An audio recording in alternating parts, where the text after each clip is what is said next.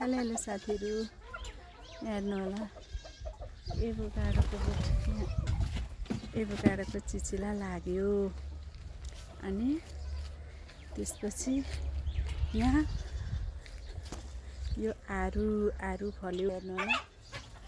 अनि टन्नै यहाँ आरु फलेको छ है। यस्तो हरियाली हेर्नुलाई रमाइलो, कति रमाइलो कुखुरा बाख्रा है। अनि अहिले यहाँ तरकारी मकै फर्सी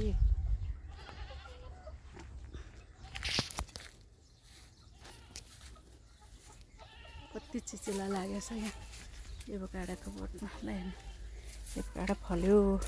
के भएछ नि? के खालको बिरामी भयो त यसलाई? ल ल ल ओ को भयो? के भएछ? ल ल ल ल जुदा जुत यिनीहरूको जुदा जुत ओइ अहिले जुदा जुत नगरे शर्मिला। यो के को बोटे? भगटी हो। कस्तो मजाले के अम्माको बोट फलफुलै फलफुल। यहाँ कुखुरा के छ अरे? यहाँ कति रमाइलो छ।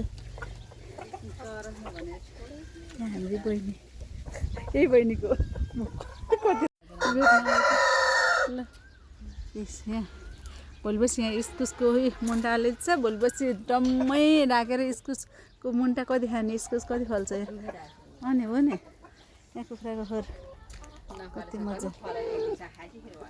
त्यही भने ओइ गुलाबको फुल पनि के साह्रो हो र। लौ अनि त्यहाँ जरा केही छैन, अनि त्यस्तोमा त्यति फुलेको छ। ल हेर्नु होला, गाउँघर भने यही हो। कस्तो रमाइलो, हरेक कुराहरू पाइन्छ। कुखुरादेखिको बाह्र मुनि कता गयो, बाख्रादेखि लिएर फलफुलदेखि लिएर हरेक कुराहरू।